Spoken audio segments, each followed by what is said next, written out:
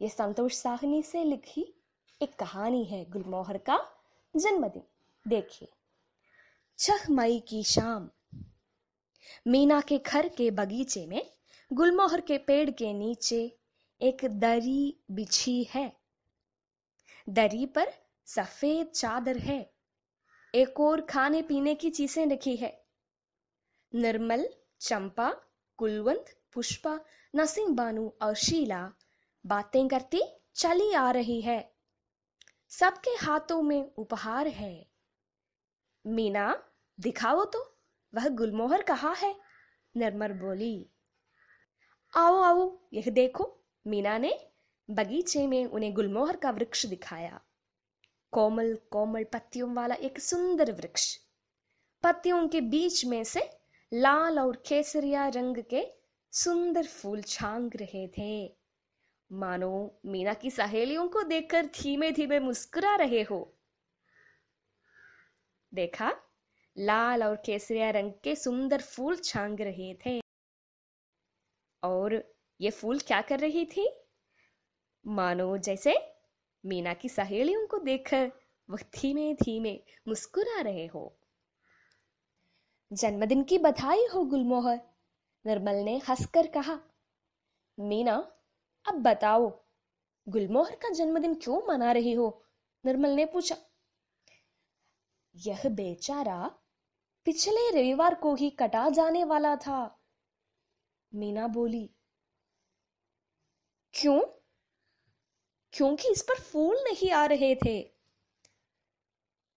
6 साल पहले घर तैयार हो जाने के बाद माँ ने बगीचा लगवाया, हरी घास लगवाई, फूलों की क्यारियां बनवाई, अमरूद, आम और गुलमोहर के 2-2 पौधे लगवाई। एक में से लाल और दूसरे में से पीले रंग के फूल निकलने चाहिए थे। पेड़ लगने के कुछ साल बाद एक में से पीले रंग के फूल निकल आए, लेकिन इस पेड़ पर चौथे साल भी फूल नहीं आए। अच्छा, तो फिर? निर्मल ने पूछा। माँ ने कहा, इस पेड़ को कटवा कर मतलब इस पेड़ को कटवा कर दूसरा लगवाते हैं। पर मैं इस पेड़ को बहुत चाहती थी। I like this tree very much. पर मैं इस पेड़ को बहुत चाहती थी। मैं सोचती, इस पेड़ पर फूल तो नहीं आए, मगर उसके पत्ते और इसकी डालें कितनी सुंदर है, कितनी ठंडी ठंडी छाया देती है, और मेरे कमरे की खिड़की से यह कितना अच्छा लगता है। मैं सोचती, इस पेड़ पर एक ना एक दिन जरूर फूल आएंगे। माँ ने पक्का फैसला लिया था पेड़ कटवाने का। मैंने माँ से बड़े प्यार से कहा, माँ, अगर अगली गर्मी में भी इस पर फूल न आए तो अब बेशक इसे कटवा दीजिए। मीना ने क्या बोली? अगर अगली गर्मी में भी, गर्मी मतलब വേനൽ, അടുത്ത വേനലിന് ഇത് പൂത്തില്ലെങ്കിൽ വെട്ടിക്കളഞ്ഞു, അത് വരെ നിൽക്കട്ടെ। अगली गर्मी में भी इस पर फूल न आए तो आप बेशक इसे कटवा दीजिए। और मीना ने क्या किया? मैं चुपके चुपके इसे कुछ और पानी दे आती, किंतु इस गर्मी में भी कोई फूल नहीं खिला। इस पर मैं बहुत उदास थी। मैंने सोचा माँ को जरूर कटवा देंगी। एक दिन माँ ने माली से कहा, इस गुलमोहर को काट दो और इसकी जगह पर दूसरा गुलमोहर लगाओ। मैं सारे दिन बहुत उदास रही। कल तो मेरा प्यारा पेड़ होगा ही नहीं। दूसरे दिन सुबह माँ मुझे जगाते हुए बोली, मीना को जगाते हुए माँ ने बोली, मीना मीना, उठो उठो, तुम्हें कुछ दिखाओ, जरा गुलमोहर को देखो। कहा, क्या? मैं आंखें मलते हुए देखने लगी। ध्यान से देखो, गुलमोहर के पत्तों के बीच सूक्ष्म इलेड़ा नड़क फूल, गुलमोहर पर फूल आए हैं, it has flowered। मैं खुशी से नाचने लगी। देखो देखो माँ, मैं कहती थी ना कि इस गर्मी में मेरी गुलमोहर पर फूल आएंगे। मैं बोली, ഞാൻ പറഞ്ഞിരുന്നില്ലേ ഈ വർഷം പൂ വരുമെന്ന്। पहली बार आए 5-6 लाल फूल, हरे हरे पत्तों में से झांक रहे थे। कितने फूल आए थे पहली बार? हाँ, 5-6 लाल फूल। आपने चित्र देखा था ना, कितनी सुंदर फूल है गुलमोहर का। लाल फूल हरे हरे पत्तों में से झांक रहे थे, कितने सुंदर लग रहे थे। मैं भाग कर नीचे बगीचे में गई और गुलमोहर के पेड़ से लिपट गई। कितनी अच्छी बात हुई, इस बेचारे पर फूल आ गए, निर्मल बोली। हाँ, मीना बोली। फिर माँ भी बगीचे में आ गई।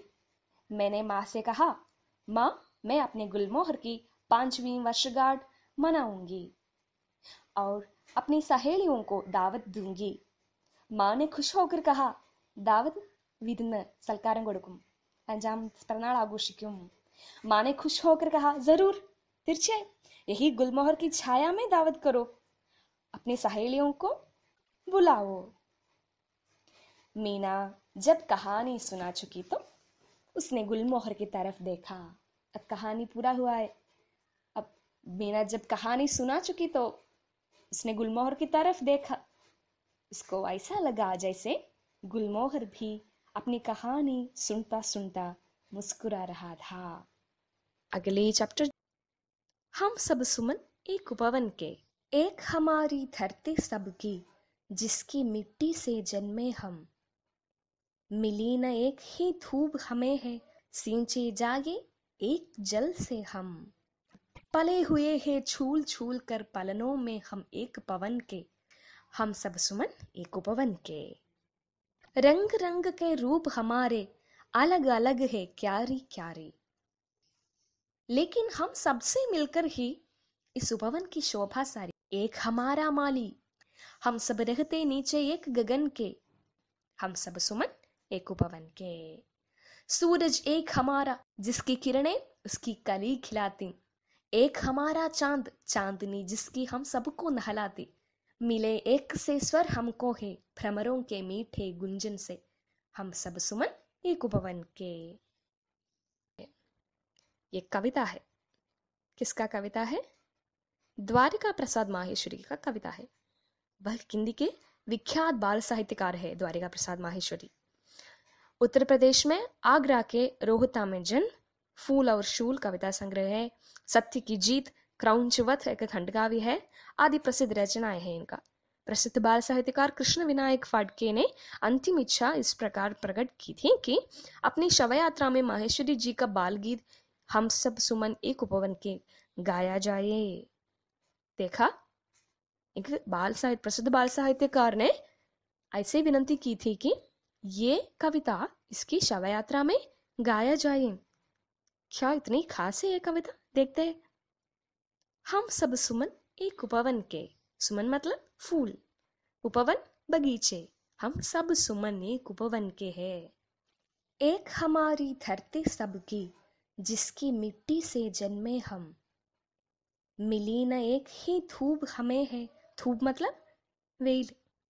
मिली न एक ही धूप हमें है, सींचे जागे एक जल से हम।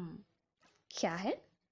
हमारी धरती एक है, हमारे लिए एक ही धरती है, ഒരു ഭൂമി, जिसकी मिट्टी से जन्मे हम. ഇതിന്റെ മണ്ണിൽ നിന്നാണ് നമ്മൾ എല്ലാവരും ജന്മം കൊണ്ടത്. മിലീന ഏക് ഹി ധൂപ് ഹമേ ഹെ, എല്ലാവർക്കും ലഭിക്കുന്ന ഒരേ വെയിലാണ്. സീഞ്ചെ ജായേ ജൽ സേ ഹം, നമ്മൾ എല്ലാവരും നനയ്ക്കപ്പെടുന്നത് ഒരേ മഴ കൊണ്ട്, ഒരേ ജലം കൊണ്ടാണ്. പലേ ഹുയേ ഹെ ഛൂൽ ഛൂൽ കർ പലനോ മേ ഹം ഏക് പവൻ കെ, ഒരേ കാറ്റിന്റെ കൈകളിൽ ഊയലാടിയാണ് നമ്മൾ വളരുന്നത്, പരിപാലിക്കപ്പെടുന്നത്. പലേ ഹുയേ ഹെ हम सब सुमन एक उपवन के. अब पता चला कितना सुंदर यह कविता. अगले देखते हैं. रंग रंग के रूप हमारे अलग अलग है क्यारी क्यारी. हम सब सुमन, रंग रंग के रूप है हमारा, हमारा रंग अलग है, നമുക്ക് വ്യത്യസ്ത നിറങ്ങളാണ്. വ്യത്യസ്ത തടങ്ങളാണ്. ക്യാറി മത്ലബ് തടങ്ങൾ. ലേക്കിൻ ഹം Sabse milker he is Upvan കി ശോഭ സാരി. പക്ഷെ നമ്മൾ എല്ലാവരും ചേരുമ്പോൾ മാത്രമേ ഈ പൂന്തോട്ടത്തിന് ഭംഗി പൂർണ്ണമാവുന്നുള്ളൂ. ഏക് ഹമാരാ മാലി, നമുക്കൊരു യജമാനൻ. ആരാത്? ഈശ്വർ, ഭഗവാൻ ഹെ ഹമാരാ മാലി. യഹാം സുമൻ और उपवन किसकी ओर संकेत करते हैं? सुमन हम सब है, उपवन इस धरती है, ठीक है ना? और हमारा मालिक कौन है? ईश्वर है. हम सब रहते नीचे एक गगन के, നമ്മളെല്ലാവരും ഒരേ ആകാശനത്തിയുടെ താമസിക്കുന്നു. ഹം സബ് സുമൻ ഏക് ഉപവൻ കെ. സൂരജ് ഏക് ഹമാര, നമുക്ക് ഒരു സൂര്യൻ അല്ലേ? ജിസ്കി കിരണേ ഉസ്കി കലി ഖിലാത്തി, അതിന്റെ കിരണങ്ങൾ നമ്മുടെ പൂമുട്ടുകളെ വിരിക്കുന്നു. ഏക് ഹമാരാ ചാന്ദ്, ചാന്ദിനി ജിസ്കി ഹം സബ്കോ നഹലാത്തി, നമുക്കൊരു ചന്ദ്രൻ, അതിന്റെ നിലാവിൽ നമ്മൾ എല്ലാവരും കുളിക്കുന്നു. മിലേ ഏക് സേ സ്വർ ഹംകോ ഹേ ഭ്രമരോ കെ മീഠേ ഗുഞ്ചൻ സെ, നമുക്ക് എല്ലാവർക്കും ഒരേ വണ്ടുകളുടെ മൂളലാണ് സ്വരമായിട്ട് ലഭിക്കുന്നത്. ഹം സബ് സുമൻ ഏക് ഉപവൻ കെ.